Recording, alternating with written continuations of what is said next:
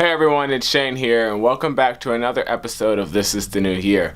I hope everyone had a great weekend and is ready for the week coming ahead.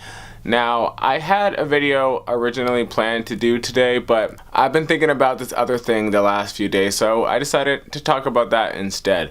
And that is, how much of an impact can you really have on one person's life? And I'll let you ponder on that while we go to the title screen.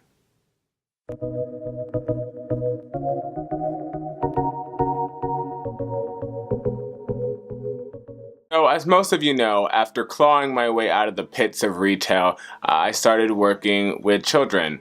I've worked with children for a long time, but I started doing an actual job where I get paid to work with children, and that's been great. And some of the things that has taught me is that, one, I am getting old. I never really felt old until I started working with kindergartners, and I'm playing them music that came out before they were born. And I don't even think the song is that old, so I'm like, alright, maybe life is trying to tell me something there.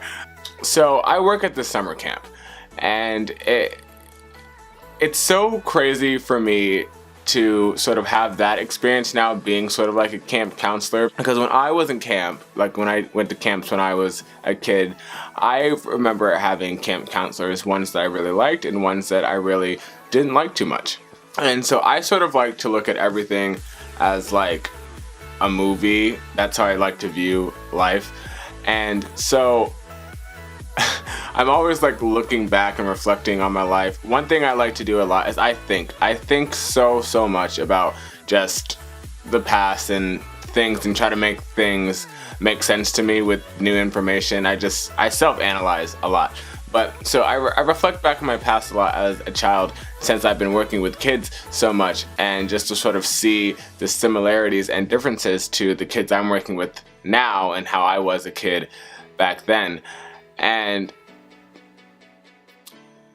going back to the whole movie sort of aspect of it, I've lived the life of a kid in a camp, and all the movies that are about summer camps are always told from the kid's perspective.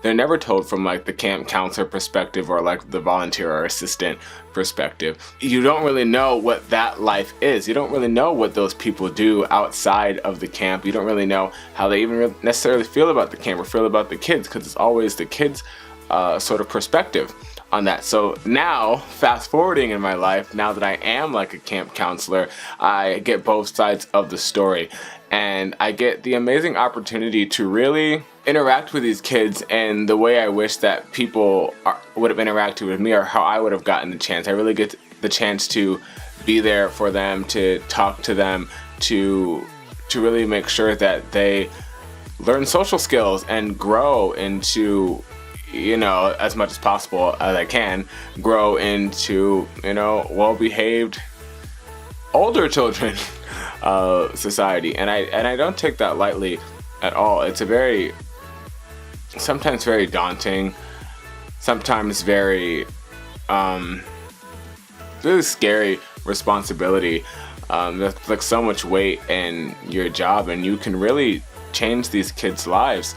Like at my job recently, I had some kids who were bullying this other kid, and I'm like, that's not cool. And when I was that age and I was getting bullied, or I saw people getting bullied, I wouldn't say anything. I wouldn't do anything because I was scared. And now that I'm in a position where I can stop that, and a kid doesn't have to go through the same things that I went through, that I've seen other people go through, then I'm glad I get to do that now. I'm glad I get to take that stance and no longer be afraid of the bullies of the world. Just so many other things that really go into it, like just getting a chance to really see the kids grow is, I think, the biggest thing for me. Like you see them interacting with each other, you see them making friends, you see them discovering new things about themselves or overcoming challenges. Like one of my favorite examples, when I was working at the kindergarten program, the kids were sort of self-discovering how to climb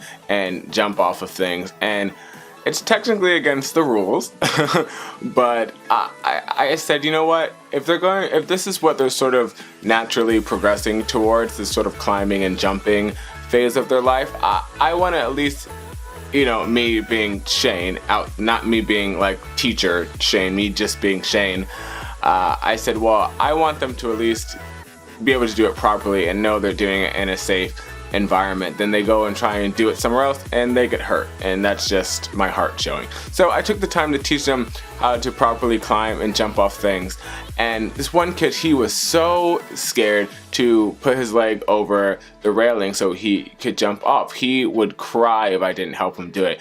And one day I was like, no, you got to do it by yourself. I said, there's no point in doing it if you're going to have me help you do it the entire time, and so he was so scared he was going to fall and hurt his leg. And I said, no, I promise you are not going to fall. You're not going to get hurt. I'm right here to catch you if anything goes wrong. And so after a lot of hesitation, he finally got his leg over the railing and he jumped off all by himself. And then after that, he kept continuing to do it and he was really excited. And I know that's a small thing for most people, but I like to look at things in a sort of broader, bigger spectrum than I guess most people do about even the smallest things in the world. And I think that every time now that kid for the rest of his life goes and climbs things or jump off of things, I'm sure he won't think about it or they won't think about it, and maybe they will, who knows. But I know that I sort of made that sort of impact in their life. I taught these kids how to do that, a basic skill that they're going to keep for the rest of their lives. And it's that sort of impact that, I don't know, really makes me feel good to sort of see the growth in kids and knowing that I even had any sort of thing to do about that. One of the most special, I guess, compliments I got from one of the parents at our kindergarten graduation was I helped one of their kids really break out of their shell and become more talkative and to make friends. And that really warmed my heart because, all I try and do when I work with kids is that I want to make sure that they are happy. I want to make sure that they are supported. I want to make sure that they feel special and that their opinion and their needs matter. Because sometimes I didn't feel like that growing up. And if I'm in a place and I'm in a position where I have the ability to, make any of those sort of aspects better for them, that I'm really going to take my time and do that. And I know I complain a lot. I complain a lot about the kids all the time. But really, I love them so much. And I give everything in my 125,000% whenever I work with kids, because like I said, it's just, I don't know if it's a full circle thing for me or if it sort of makes me feel better about my past, but it does make me feel good knowing that even for a day I can make these kids smile or make these kids laugh or just, it means a lot when they tell me they had a good day at camp or they had fun. And I've had several kids just come up to me personally and tell me that. And I don't know if it's because of me or anything, but it's just nice to know that I am in an environment and in a place where I can sort of make that impact on their day and on their life. And it sort of solidifies for me that I am doing something right and I'm doing something good. So that's sort of that and what I wanted to, I guess, talk about. But actually there's this one girl and she makes me feel like I'm in a movie. This girl, there's always an issue. Either something is hurt, she cut something, her head hurts, she's bored, she's complaining about something, and she's pushing all of my buttons. I know she's doing it on purpose, and I'm being tested by God and I'm being tested by the universe to see how I handle this experience, not only for my life but for her life as well. And it really does feel like I'm in one of those kid coming of age movies where it's like, here's this girl desperately shouting out for something, and here I have the opportunity to now either listen to that and maybe help with whatever that is, or to ignore it. And I don't want to ever be the person that ignores it. I always want to be the person that's going to be there for the kids, because that is what I believe is right, and that's in my heart, and I believe in following your heart. So that's all I got for that topic. Well, there's more. I can go on for days, obviously, but I don't want to keep it too long because it is Monday, so let's wrap things up. Alright, so if you did enjoy this video, make sure you let me know by clicking that thumbs up button, and if you're new to the channel, make sure you subscribe to see more videos just like this one. If you're interested in following me off of the channel, I do have the information to my social media links down in the description, and also make sure you check out the latest episode of the Luke Rocks World podcast, also in the description. And on that episode, we are talking about how non-playable characters fit into the very existence, or how they don't fit into the very existence of our lives. Pretty interesting conversation that I have a lot of thoughts on, so make sure you check that out as well.